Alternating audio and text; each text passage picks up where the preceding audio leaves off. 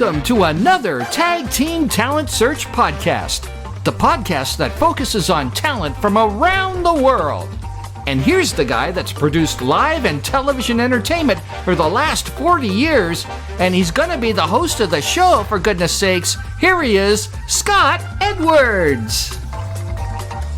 Hey, welcome back to the Tag Team Talent Podcast. We have 3 amazing videos for you today and a new special co-host. Ladies and gentlemen, say hi to comic magician extraordinaire, Al Skinner. Thanks for joining us, Al.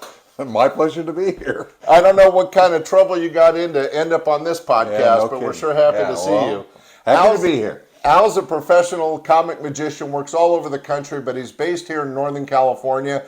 If you're ever looking for great talent, reach out for Al Skinner. In fact, you're making some money now, right? Oh, yeah. As a matter of fact, I perform in downtown San Francisco a lot. I don't know if you've been downtown San Francisco, but I only carry $5 with me. 1, 2, 3, 4, 5. Now, the reason I only carry 5 is because if you haven't been downtown San Francisco, not a safe place to carry a lot of money. Now, here's my thinking. If I get robbed, I can afford $5. I could tip a homeless, unhoused person. You can't even buy a cup of coffee for $5 in San Francisco anymore, so it's really not worth much. Oh, that's My true. wife has a deal with me. Al, whenever you're performing in San Francisco, you have to take me out for dinner. Well, when we were dating, I could do that for $5. So she's a little worried about it. I said, don't worry, I'm the magician. I can do it. There's 100, 200, 300. Oh, we got folding money even. Yeah. Whoa! So we're able to go out and have dinner, and so far, the marriage is holding up. Well, that was wonderful. Awesome. All right. Thanks, Great. Al. A little magic with the show. Well, let's keep that magic theme going. You're a professional comic magician, and you and I happen to both have the same best friend, Larry Wilson. Yeah, he is. So a few years ago, he was doing his Wonderland show at Harrah's. Yes. And he was kind enough to share a couple clips. So ladies and gentlemen, and Al, here we go. A little comedy magic with Larry Wilson. It just so happens I have just such a song. I know you know this one. Everyone, sing along with me. Started from this tropic port aboard this tiny ship.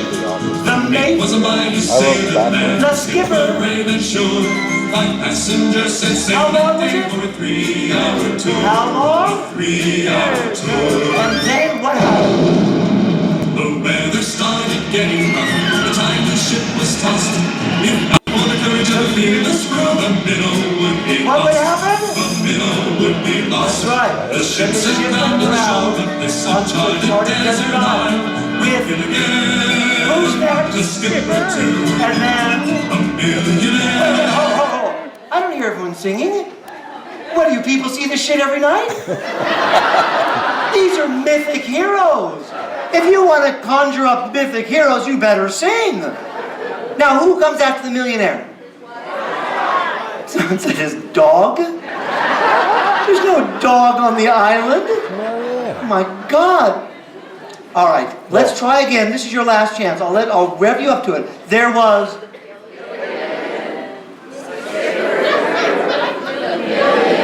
Let it run. That's right. Now what's next? Oh yeah.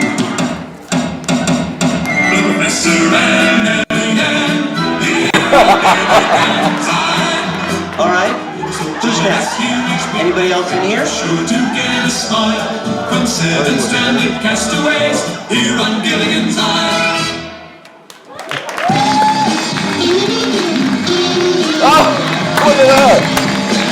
Somehow, the skipper can't know it. Oh, that was a great video. We want to say thank you. Larry Wilson sharing that video. What'd you think? Well, of course, you know I'm a big fan of one of my best friends. That's the first time I've ever seen that. It was great. Fantastic. You know, his big stage shows, I mean, both of us know him as a close-up magician and a small stage theater, but this Wonderland show at Harrah's in Reno was amazing, and I thought that the set direction and everything on that was great. I hope you enjoyed that. I did. I'm glad you went through the archives and found that. Oh, yeah. Well, we want to thank Larry for sending it to us. So, hey, But I'm all about stand-up comedy. All right. You like stand-up comedy? I do. Well, a really good friend of mine that used to play the club many, many times, he's out of San Francisco, been working all over the country, still performing today, sent us this video that he recorded just last month. Oh, great. Yeah, it's really good. So, ladies and gentlemen, a little stand-up comedy by Tony Camin. It's great to... I came down. I was working in San Francisco. I drove down the I-5 today. Just got back. They wanted to fly me first class. Thank you, Katie. And I said no. Because I'm very successful. I'm taking the I-5 because I like to keep it real, cheap. And what I like about the I-5 is you really know how the farmers feel politically. If you haven't driven, they put up signs, if you like water, well then you fuck you, because Newsom. Water, you can't have food and Newsom. Pick one. You're like, oh shit, I just want to get to my show. I get food or Newsom. They hate Newsom, I'll tell you. They like Trump. They don't like Newsom.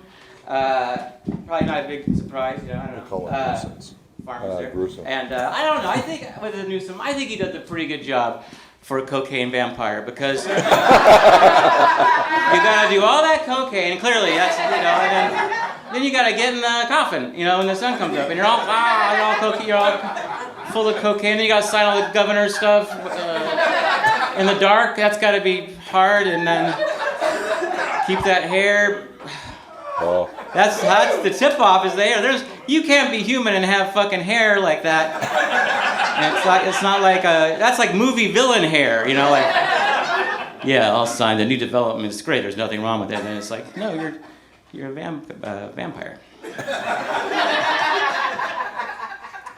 So I got to apologize. You could probably, it's 4:20, but I'm a lot of it. And I was working in San Francisco, and great hotel, great club. However, I hardly did get any sleep. A classic situation, a couple having the loudest and craziest sex for hours and hours right on the internet. And I had to watch because I'm paying for it, so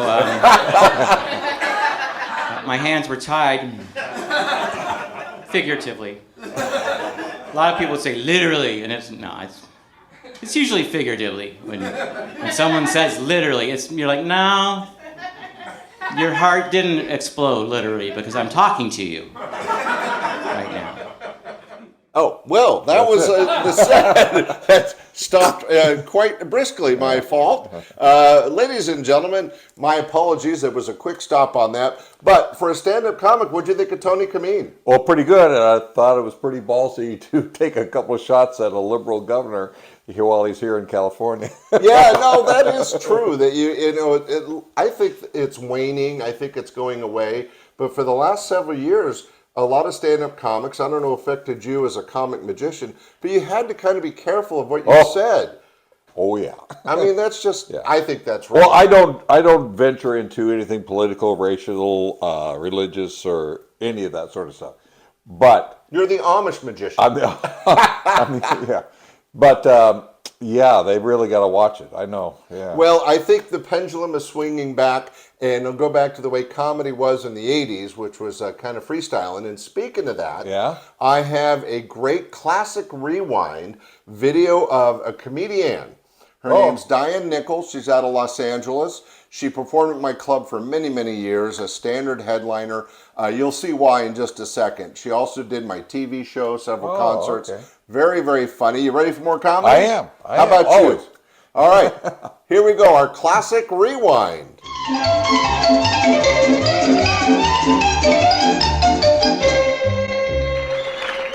Oh, well, I recently joined a health spa. I love it, but it's co-ed.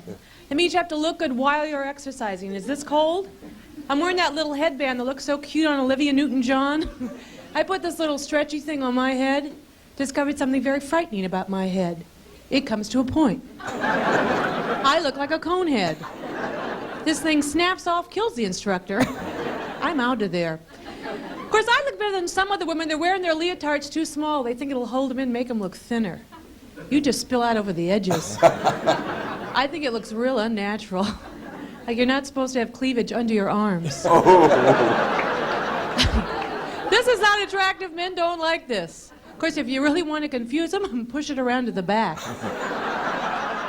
You can be the only gal on a double date. 2 dinners. Yum, yum, yum, yum, yum, yum. Boy, women have it much easier than men, though, on first dates, don't we? Because they still have to call us up. That means we know they like us. They called. It's kind of a clue. I mean, nobody ever calls you up and says, I won't be dating you. Oh, good, I can leave the house now. I think men are more romantic than we give them credit for. Because I think if a man really loves you, he'd do almost anything for you, right? I think he'd kill for you. I think he'd die for you. Just one little thing a man will never do for you. He will never hold your purse in public. But we make them, don't we? That's our version of prove your love. Besides, we can always get men to do what we want. We have the greatest weapon in the world against men. You know what that is. No. It's that whiny voice that we all do real well. You know, the one that melts the wax in their ears? God, a man will do anything to get away from that sound. And if you really want to torture a man, you take that voice and you speed it up. What is that, sonar? What are you, talking to whales?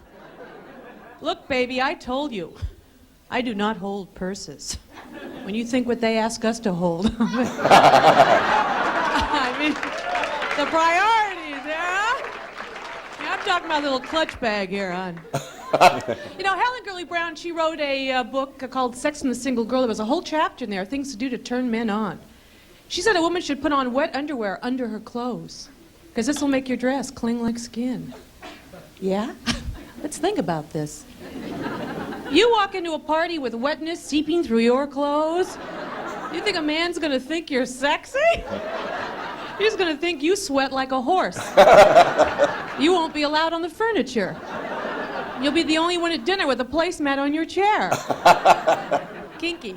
You ever think about your sexual limits? I have. I made a list. I Xeroxed it. I hand it out. Never make me do this. I don't care how much I've had to drink. I could come right out of a coma and hurt you. I could never have group sex. I'm too insecure. I'd always think there'd be somebody making rabbit ears behind my back. That was Diane Nichols. That's great. Is she still working, do you know? No. Oh, she okay. is retired, but back in the day, she was one of our favorite regulars. You can see why, everybody. That was Diane Nichols live on stage. Well, on this show, we had a little bit of magic from Al Skinner. Again, he's got a webpage, right? Yeah, alskinner.net. alskinner.net, because he's a little different, and he's available for corporate and private functions, but he did a little magic here, making some money. I like that. That's right.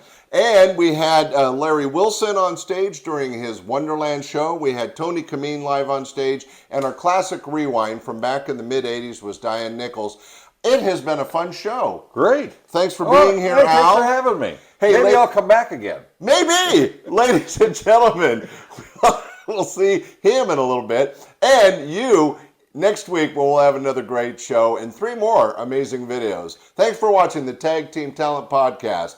Bye! Thanks for watching the Tag Team Talent Podcast. If you enjoyed this episode, hit that like button, subscribe to the channel, and turn on notifications so you'll never miss the next big talent reveal. And don't forget to write in the comments below which performer you thought was best in this episode. We love hearing from you. See you soon!